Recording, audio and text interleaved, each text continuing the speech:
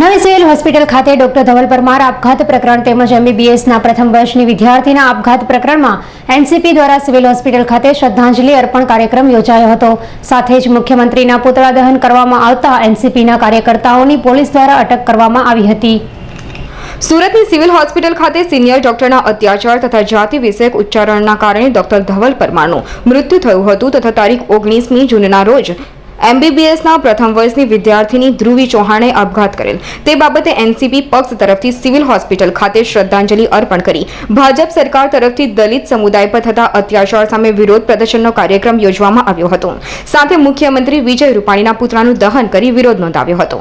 જે ઘટનાની જાણ પોલીસને થતા પોલીસે એનસીપીના કાર્યકરોની અટકાયત કરી સમગ્ર મામલો થાળે પાડ્યો હતો। એક મહિનામાં બે ડોક્ટરોની આત્મહત્યા થઈ છે। ખરેખર બહુ વખોડવા પાત્ર છે। પ્રધાનમંત્રી અને ગુજરાતના મુખ્યમંત્રી શહેરના અંદર આવીને મોટા ફણગા ફોડે છે અને જે ખાનગી હોસ્પિટલમાં કરોડો રૂપિયાની ગ્રાન્ટ આપે છે। અબજો રૂપિયા તેઓની જાહેરાતમાં ભાજપની સસ્તી પ્રસિદ્ધિ ફેરવા માટે કામ કરી રહ્યા છે। આવા સંજોગોના અંદર આ ડૉક્ટરોમાં જે સિવિલ હોસ્પિટલના અંદર ડૉક્ટરોની જે ભરતી કરવી જોઈએ તે કરી શકતા નથી અને આવા ડૉક્ટરો જે જુનિયરો છે તેને આત્મવિલોપન કરવા લગીની પરિસ્થિતિ ઊભી થાય છે। આવા સંજોગોમાં ગુજરાતના અંદર તમામ સિવિલ હોસ્પિટલના અંદર આવા કૃત્યો થાય છે, જેથી કરી રાષ્ટ્રવાદી કોંગ્રેસ પાર્ટી આ બાબતે બિલકુલ ચલાવશે નહીં। Bureau report, Surat.